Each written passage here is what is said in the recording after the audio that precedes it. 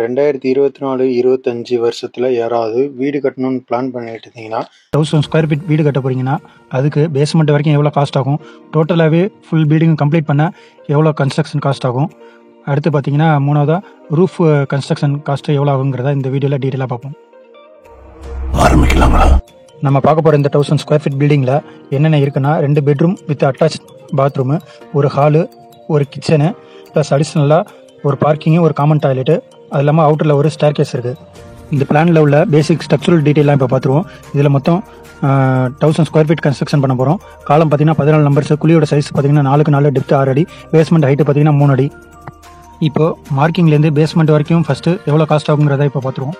நம்ம building start பண்ணும்போது first work பார்த்தீங்கன்னா site cleaning and levelling work, இதுக்கு நம்ம ஜேசிபி தான் யூஸ் பண்ணியிருக்கோம். அடுத்து பார்த்தீங்கன்னா ரெண்டாவது ஒர்க்கு மார்க்கிங் அண்ட் எக்ஸ்கவேஷனு, இதுக்கு நம்ம லேபர் வச்சு மார்க் பண்ணிட்டு ஜேசிபி வச்சு எக்ஸ்கவேஷன் பண்ணியிருக்கோம். அதோட காஸ்ட்டு ஃபைனலாக நான் சொல்கிறேன். எக்ஸ்கவேஷன் பண்ணி முடிச்சதுக்கப்புறம் நம்ம 6 அடிக்கு சாண்ட் ஃபில்லிங் பண்ணுவோம். அதுக்கு ரிவர்ஸ் சாண்டோ இல்லை எம் சாண்டோ எவ்வளோ தேவைப்படுதுன்னு பார்த்தீங்கன்னா 112 சிஎஃப்டி தேவைப்படுது. 4வது ஒர்க் பார்த்தீங்கன்னா அதுக்கு மேலே பிசிசி காங்கிரீட் போடுவோம். அதுக்கு மொத்தம் சிமெண்ட் பேக் பார்த்தீங்கன்னா 14 மூட்டை, ரிவர்ஸ் சாண்டு பார்த்தீங்கன்னா 1 யூனிட் தேவைப்படுது. 1.5 ஜல்லி 40 mm ஜல்லி 2 யூனிட் தேவைப்படும். இந்த பிசிசி காங்கிரீட் கம்ப்ளீட் பண்ணதுக்கப்புறம் நம்ம காலத்தையும் மேட்டிக் கீழே இறக்கி ஆர்சிசி காங்கிரீட் பண்ணணும்.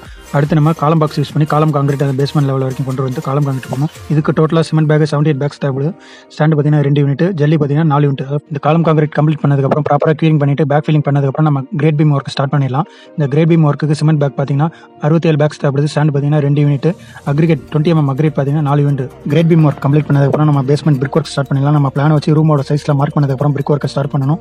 இதுக்கு டோட்டலாக பேஸ்மெண்ட்டுக்கு சிமெண்ட் பேக் பார்த்தீங்கன்னா 28 மூட்டை, ரிவர்ஸ் சாண்ட் பார்த்தீங்கன்னா 2 யூனிட் தேவைப்படும். டோட்டல் பிரிக்ஸ் பார்த்தீங்கன்னா 7500 கல் தேவைப்படும். இந்த பேஸ்மெண்ட் பிரிக் ஒர்க் கம்ப்ளீட் பண்ணதுக்கப்புறம் நம்ம கிராவல் ஃபில் பண்ணி கன்சாலிடேட் பண்ண வேண்டியதான். நெக்ஸ்ட் ஒர்க் பார்த்தீங்கன்னா ஃபைனலாக பிசிசி காங்கிரீட் போட்டு இந்த பேஸ்மெண்ட் வரைக்கும் ஒர்க்கை கம்ப்ளீட் பண்ணிடலாம்.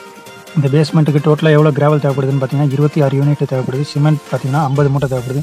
சாண்டு பார்த்தீங்கன்னா 2.5 யூனிட், ஜல்லி பார்த்தீங்கன்னா 4 யூனிட் தேவைப்படும். ஃபைனலாக பேஸ்மெண்ட் வரைக்கும் கம்ப்ளீட் பண்ணுறதுக்கு எவ்வளோ ஸ்டீல் தேவைப்படுதுங்கிறத இப்போ பார்ப்போம்.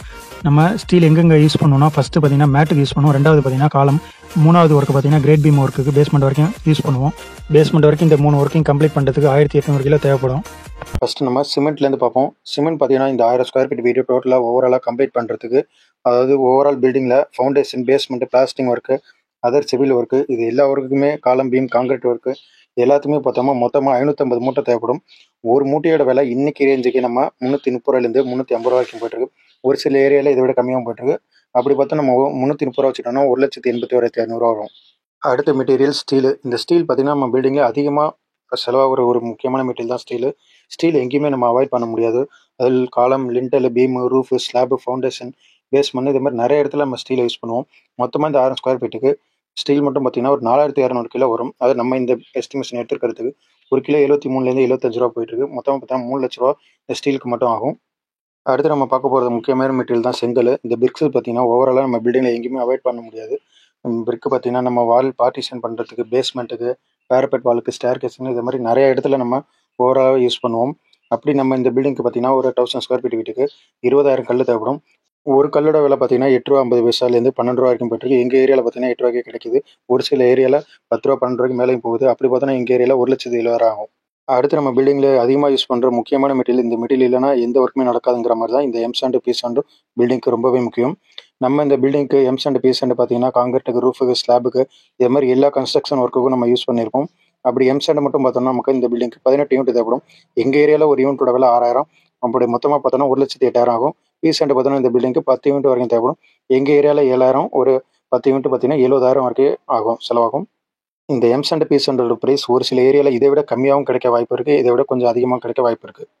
அடுத்து நம்ம பார்க்க போகிற மெட்டீரியல் தான் முக்கால் ஜல்லி, 1.5 ஜல்லின்னு சொல்லுவாங்க. 20 mm 40 mm அக்ரிகேட். இந்த 20 mm அக்ரிகேட், 40 mm அக்ரிகேட் பார்த்தீங்கன்னா நம்ம அதிகமாக காங்கிரீட் ஒர்க்கு தான் யூஸ் பண்ணுவோம். அது ரூஃபு, பேஸ்மெண்ட்டு, ஃபுட்டிங், அது மாதிரி காங்கிரீட்டுக்கு யூஸ் பண்ணுவோம். இந்த முக்கால் ஜல்லி மட்டும் பார்த்தீங்கன்னா மொத்தமாக 14 யூனிட் இந்த 1000 ஸ்கொயர் ஃபீட் தேவைப்படும். ஒரு யூனிட் 5000, மொத்தமாக 70,000 தேவைப்படும் இந்த முக்கால் ஜல்லிக்கு மட்டும். அதுக்கப்புறம் 1.5 ஜல்லி பார்த்தீங்கன்னா மொத்தமாக 6 யூனிட் பேஸ்மெண்ட்டுக்கு மட்டும். பேஸ்மெண்ட், பிசிசிக்கு 6 யூனிட் 5000 வச்சுக்கிட்டா கூட மொத்தமாக 30,000 செலவாகும் இந்த 1.5 ஜல்லி காங்கிரீட்டுக்கு. இதை சொல்கிற எல்லா மெட்டீரியல் ப்ரைஸுமே எங்கள் ஏரியாவில் கிடைக்கிற ப்ரைஸ் தான் நான் மென்ஷன் பண்ணியிருக்கோம். உங்கள் ஏரியாவில் என்ன ரேட்னு செக் பண்ணிங்க. அடுத்து நம்ம பார்க்க போகிற மெட்டீரியல் என்னென்னு பார்த்தீங்கன்னா டைல்ஸு. இந்த டைல்ஸ் பார்த்தீங்கன்னா பில்டிங் ஃபினிஷிங் ஒர்க்கில், ஃப்ளோரிங்க்கு, பார்க்கிங் ஏரியா, இது மாதிரி bathroom area, wall tile, floor டைல்னு நிறைய இடத்துல யூஸ் பண்ணுவோம். டோட்டலாக இந்த 1000 ஸ்கொயர் ஃபீட் வீட்டுக்கு ஃப்ளோர் அண்ட் வால் டைல்ஸ் பார்த்தீங்கன்னா ஒரு 1600 ஸ்கொயர் ஃபீட் டைல்ஸ் எடுக்கிற மாதிரி இருக்கும். அந்த ரேட்டோட ப்ரைஸ் பார்த்தீங்கன்னா ஒரு 70,000 வரைக்கும் இந்த ஃப்ளோர் அண்ட் வால் டைல்ஸ் எடுக்கிற மாதிரி இருக்கும். அதுக்கப்புறம் நம்ம வீட்டில் கிரானைட் அண்டு கடப்பாக்கல் கிச்சன் ஸ்டோர் ரூம்க்குலாம் யூஸ் பண்ணுவோம். அதோட ப்ரைஸ் பார்த்தீங்கன்னா மொத்தம் 30,000 வரைக்கும் ஆகும். இது நம்ம வாங்குற மெட்டீரியலோட ப்ரைஸ் டிஃப்ரென்ஸும் ஆகலாம். அடுத்து நம்ம பில்டிங்கில் யூஸ் பண்ணுற எலக்ட்ரிக்கல் அண்ட் பிளம்பிங் மெட்டீரியலை பற்றி பார்ப்போம். இந்த வீடியோவில் பார்த்தீங்கன்னா 1000 ஸ்கொயர் ஃபீட்டுக்கு தேவையான எலக்ட்ரிக் அண்ட் பிளம்பிங் ஒர்க்கு நம்ம ஒரு ஆவரேஜாக நம்ம எங்கெங்கெல்லாம் யூஸ் பண்ணுமோ எல்லா இடத்துக்கும் தேவையான மெட்டீரியல் தான் நான் இதில் இன்க்ளூட் பண்ணியிருக்கேன். இந்த electrical and plumbing material overall building complete பண்ணுற வரைக்கும் பார்த்தீங்கன்னா 2 மீட்டர் சேர்த்து 2லேருந்து 2.5 லட்ச ரூபா ஆகும். இது ஒரு சமயம் நம்ம ப்ராடக்ட் எடுக்கிற பிராண்டை பொறுத்தும் ரேட்டு டிஃப்ரென்ஸ் வரலாம், குவான்டிட்டியை பொறுத்தும் ரேட்டு டிஃப்ரென்ஸ் வரலாம். அடுத்து நம்ம பார்க்க போகிற மெட்டீரியல் வுட்டு. இந்த வுட் ஒர்க்கு தேவையான மெட்டீரியல் மட்டும் தான் நான் இதில் எழுதியிருக்கேன். அதாவது டோரு, விண்டோ, அதோட தேவையான ஃப்ரேம்ஸு, வென்டிலேட்டர், இதுக்கு தேவையான மெட்டீரியல் மட்டும் தான் நான் இதில் இன்க்ளூட் பண்ணியிருக்கேன். அதர் கார்விங் சார்ஜெலாம் எழுதுகிற மெட்டீரியல் மட்டும் பார்த்தீங்கன்னா 1 லட்ச ரூபாயிலேருந்து 1.5 லட்ச ரூபா வரைக்கும் நம்ம இந்த வுட் ஒர்க்கு ஸ்பெண்ட் பண்ணுற மாதிரி இருக்கும். மரத்துக்கு தகுந்த மாதிரி ரேட்டு டிஃப்ரென்ஸும் வரலாம், அதிகமாகவும் ஆகலாம், கம்மியாகவும் ஆகலாம். அடுத்து நம்ம பார்க்க போகிற முக்கியமான மெட்டீரியல் பெயிண்டிங். இந்த ஓவராலாக பில்டிங் இந்த 1000 ஸ்கொயர் ஃபீட்டுக்கு பெயிண்டிங் மெட்டீரியல் மட்டும் பார்த்தீங்கன்னா இன்னர், அவுட்டர், வால், சீலிங் இதை மாதிரி எல்லாத்துக்குமே இன்க்ளூட் பண்ணி தான் நான் இதில் போட்டிருக்கேன். இந்த பெயிண்டிங் மெட்டீரியலோட ப்ரைஸ் மட்டும் பார்த்தீங்கன்னா ஓவராலாக நமக்கு 1 லட்ச ரூபா வரைக்கும் தேவைப்படும். நம்ம பிராண்டை பொறுத்து ரேட் இன்க்ரீஸும் ஆகலாம், டிக்ரீஸும் ஆகலாம். அதே சமயம் ஏரியா பொறுத்தும் நமக்கு காஸ்ட்டு கம்மியாகலாம், அதிகமாகவும் ஆகலாம். செக் பண்ணிங்க. அடுத்து நம்ம பில்டிங்கில் பார்த்தீங்கன்னா இந்த டிரான்ஸ்போர்ட் சார்ஜ், மெட்டீரியல் டிரான்ஸ்போர்ட், இதர செலவுகள் பார்த்தீங்கன்னா ஒரு 25,000லேருந்து ஒரு 30,000 வரைக்கும் செலவாகும். அதையும் நம்ம இந்த காஸ்ட்டில் இன்க்ளூட் பண்ணிப்போம். டோட்டலாக மெட்டீரியல் காஸ்ட் மட்டும் இந்த 1000 ஸ்கொயர் ஃபீட்டுக்கு எவ்வளோ ஆச்சுன்னு பார்த்தீங்கன்னா 13.5 லட்சத்துலேருந்து 14.5 லட்சம் வரைக்கும் ஆகும் இந்த 1000 ஸ்கொயர் ஃபீட் வீட்டுக்கு. இந்த அமௌண்ட் பார்த்தீங்கன்னா ஃபிக்ஸ்டு அமௌண்ட் கிடையாது. ஒவ்வொரு ஏரியாவுக்கு தகுந்த மாதிரி ரேட் இன்க்ரீஸ் ஆகலாம், டிக்ரீஸ் ஆகலாம். மெட்டீரியல் கம்மியாக இடத்துல கம்மியாகும், அதிகமாக கிடைக்கிற இடத்துல அதிகமாகவும் ஆகும். இந்த ரேட் பார்த்தீங்கன்னா மேக்ஸிமம் எல்லாமே ஒரு ஃபஸ்ட் கிளாஸ் மெட்டீரியல் தான் யூஸ் பண்ணியிருக்கோம். அதை பேஸ் பண்ணி தான் இந்த ப்ரைஸும் நான் சொல்லியிருக்கேன். இவ்வளோலாம் ஆகாதுன்னு நினைக்கிறவங்க அவங்க ஏரியாவில் சப்போஸ் மெட்டீரியல் ரேட் கம்மியாக இருக்கலாம், அதே சமயம் அவங்க செகண்ட் கிளாஸ் மெட்டீரியல் கூட யூஸ் பண்ணியிருக்கலாம். அப்படி இல்லைன்னா அவங்களோட மெட்டீரியல் குவாலிட்டிங்கிறது கொஞ்சம் கம்மியாக இருந்திருக்கும். அடுத்து இந்த 1000 ஸ்கொயர் ஃபீட் பில்டிங் கம்ப்ளீட் பண்ணுறதுக்கு டோட்டல் லேபர் காஸ்ட் மட்டும் எவ்வளோ ஆச்சுன்னு நான் உங்களுக்கு சொல்கிறேன். இந்த லேபர் காஸ்ட்டில் பார்த்தீங்கன்னா ஓவரால் பில்டிங் கம்ப்ளீட் பண்ணுறதுக்கு civil work, electrical, plumbing, tiles work, would work, இது மாதிரி ஓவராலாக எல்லா ஒர்க்குமே தான் இன்க்ளூட் பண்ணி நான் சொல்கிறேன். இதில் இன்னும் சொல்ல போனால் இன்ஜினியரிங் சர்வீஸ் சார்ஜ் வரைக்கும் நான் இதில் இன்க்ளூட் பண்ணி தான் உங்களுக்கு சொல்கிறேன். இந்த லேபர் காஸ்ட் மட்டும் பார்த்தீங்கன்னா 7.5 லட்சத்துலேருந்து 8.5 லட்சம் வரைக்கும் இந்த 1000 ஸ்கொயர் ஃபீட் வீடு கம்ப்ளீட் பண்ணுறதுக்காகும். இந்த ரேட்டுமே பார்த்தீங்கன்னா ஒரு ஃபிக்ஸட் ரேட்டு கிடையாது. ஒவ்வொரு ஏரியாவுக்கு தகுந்த மாதிரி ரேட் இன்க்ரீஸும் ஆகலாம், டிக்ரீஸும் ஆகலாம். லேபர் சார்ஜை பொறுத்து இந்த லேபர் அமௌண்ட்டும் இன்க்ரீஸ் ஆகலாம். சென்னை மாதிரியான ஏரியாவில் பார்த்தீங்கன்னா இதை விட இன்னும் அதிகமாக தான் போகும். வில்லேஜ் ஏரியாவில் கொஞ்சம் கம்மியாகவும் ஆக சான்ஸ் இருக்குது. அதனால் உங்கள் ஏரியாவில் ஒரு ரேட்டை நீங்கள் செக் பண்ணிக்கிங்க. இது பேசிக் ரேட். இன்றைக்கி நம்ம சேனலில் ஒரு 1000 ஸ்கொயர் ஃபீட் ரூஃப் காங்கிரீட் போடுறதுக்கு எவ்வளோ மெட்டீரியல் தேவை, அதுக்கு எவ்வளோ பட்ஜெட் தேவைங்கிறத இந்த வீடியோவில் ஃபுல்லாக டீட்டெயிலாக பார்ப்போம். வாங்க வீடியோக்குள்ள போகலாம். இந்த ரூஃப் காங்கிரீட்டில் என்னென்ன மெட்டீரியல்ஸ்லாம் நம்ம யூஸ் பண்ண போகிறோம்னு ஸ்டெப் பை ஸ்டெப்பாக ஃபஸ்ட்டு பார்ப்போம். ஃபஸ்ட்டு நம்ம சிமெண்ட் யூஸ் பண்ணுவோம். அது எவ்வளோ குவான்டிட்டின்னு நம்ம மெஷர்மெண்ட் எடுப்போம். அடுத்து நம்ம யூஸ் பண்ணுற மெட்டீரியல் சாண்டு.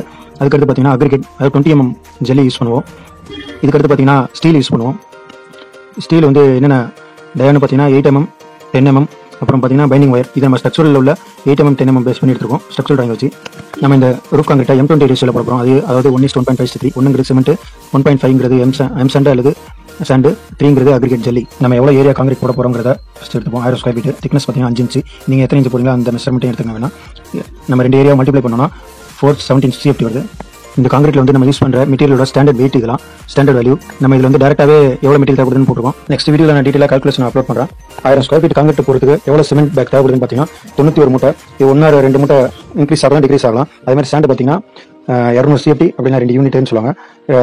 எம் சாண்டில் ரிவர்ஸ் ஸ்டாண்டு. அடுத்து அக்ரிகேட் வந்து 20 mm ஜெல்லி தான் யூஸ் பண்ணணும். காங்கிரீட்டுக்கு 400 CFT தேவைப்படும். அதாவது 4 யூனிட். நம்ம ஸ்டீல் குவான்டிட்டி எடுக்கும்போது ஸ்ட்ரக்சரல் ட்ராயிங் வச்சு தான் எடுக்கணும். அது ஒரு வீட்டுக்கும் ஒரு டிசைன் மாறும். நம்ம இந்த வீட்டுக்கு நம்ம இந்த பிளான் வச்சு பார்க்கும்போது 812 கிலோ ஸ்டீல் தேவைப்படுது. பைண்டிங் ஒயர் பார்த்தீங்கன்னா 25 கிலோ. இது ஒரு டீட்டெயிலும் மாறும் ஒரு பிளானுக்கும்.